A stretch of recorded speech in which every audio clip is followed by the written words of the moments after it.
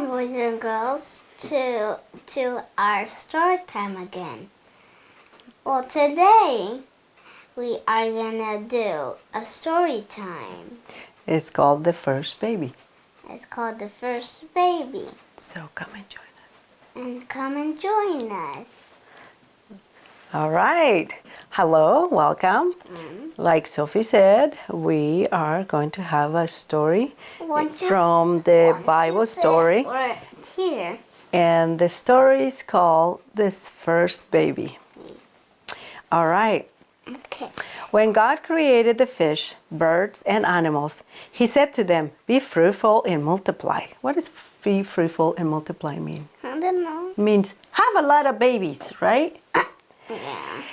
In answer to His command, there soon appear in the river and the seas thousands of baby fish, from tiny minnows to infant whales and sea lions.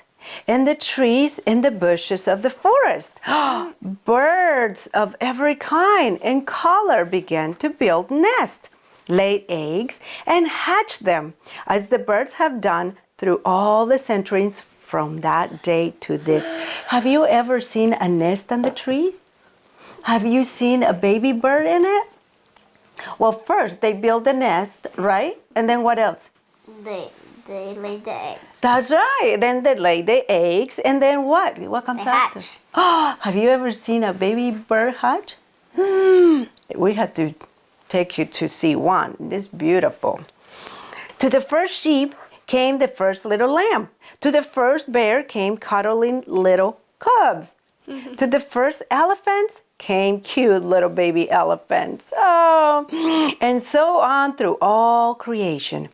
The whole world became one vast nursery with thousands of mothers and fathers doing their best to feed and train their children.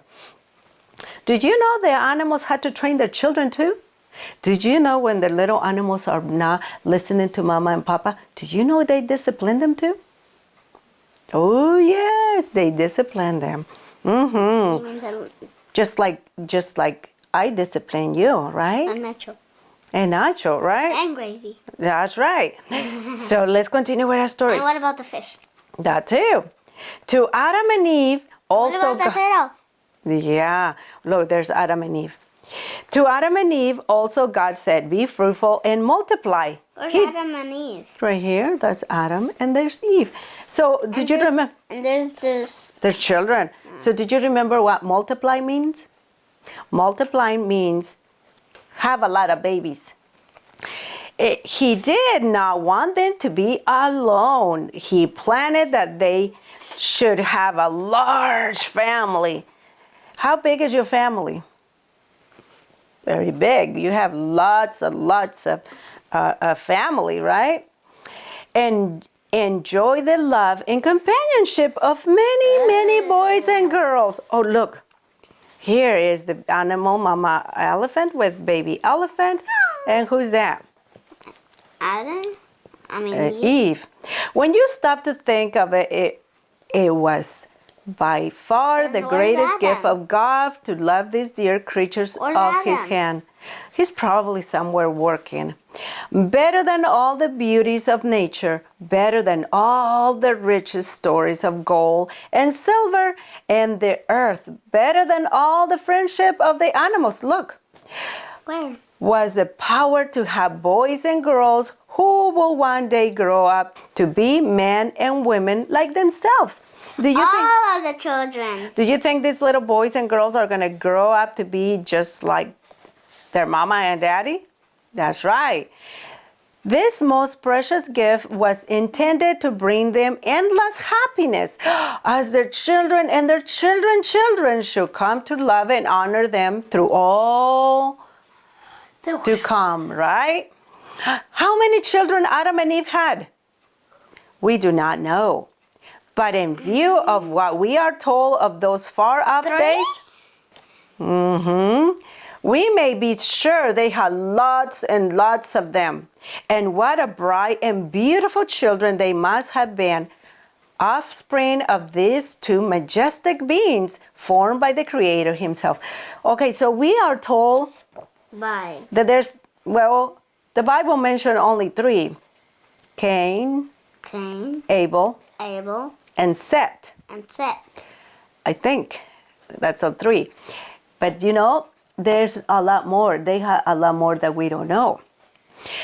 How the hills and dales must have rung with their happy laughters as they romped together in the fields and woods and play with their animal friends. See right here? Where? Oh. The kids are playing with their animal friends.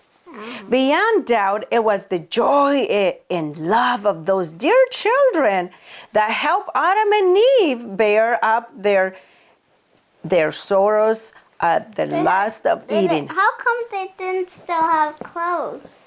Well, God made them like skin robes so they will cover themselves. Of all the children, we know that the names of only 3 and these all boys. They don't want clothes? So we only know the name of 3 children, right? Of course, they must have had girls in their family too, but none of their names is to be found in the Bible. The name of the first baby, the first ever born on this earth, did you remember his name? Was Cain. Can you say Cain? Cain. No wonder we know that name, for first babies are always so very, very important, aren't they? How Adam and Eve must have loved the little boy. How they must have counted his fingers and toes and marvel at the beauty of his eyes, his nose, his ears, his mouth, time and time again, just as all fathers and mothers have admired their first baby ever since. When you were born, when you were a baby, you were so tiny like this, tiny. We look at your little toes and we counted 1, 2, 3. We wanted to make sure you have all the toes that you're supposed to have. And then we look at your hand and we count 1, 2, 3, 4, 5. And all 5 fingers in one hand and the other one. And then we look at your ears and nose and we're like, this is a perfect child. And then we notice you have a tongue because you cry. Wah, wah. So that's how Adam and Eve were. Can you imagine? They were looking at all the little details. Do it again. And so, Do it again. and then you cry. Do it again. And then, and you know what? What? You didn't have any hair. You were bald completely. And we're like, oh, where's her hair? And then I got hair. And then you had hair. When I was still little. Yeah. Okay, let's continue with the story. And the prickle tails. I feel sure too that the Son of God took many a tender look at that soft little bundle of loveness in Eve's arms, for he knew that he will come to live among the children of Adam just like that. What a comfort little Cain must have been to the sad heart of his parents. The very joy of looking at him, playing with him, and loving him must have helped them forget their sorrows. And as they thought of that day when he will grow up to be a fine big boy, a young man just like his noble fathers, what wonderful dreams they must have dreamed for him. What great hopes for the future they must have cherished in their hearts for this firstborn son. Oh. Which one? That would be Cain.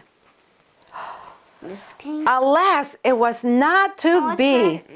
Instead, this dear, dear treasure, this joy of their hearts, became the source of their greatest sorrow. What happened?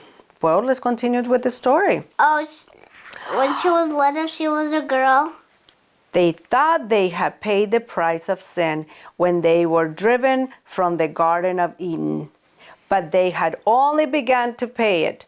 Soon, all too soon, they were to see what sin can do in a boy's life, what it can do to a boy's home, what it can do to his parents' hearts. Oh, so sad story. This beautiful baby this perfect child, firstborn of the world's first men and women, became the world's first killer. That is a sad ending. That's what sin does to all of us, right? That's why we got to follow God. Well, boys and girls, we invite you to invite God in your lives, and then we can have a happy life. That's right, right? Would you like to say something to the boys and girls? Well, bye, boys and girls. So let's have a prayer. Should we have a prayer? Shall we have a prayer? Okay. I'll do the prayer. Dear Heavenly Father, please help us be good. And please thank you for the story that we had. In Jesus' name, pray. Amen. Amen. Bye, boys and Well, we'll girls. see you next time, boys and girls. Bye-bye.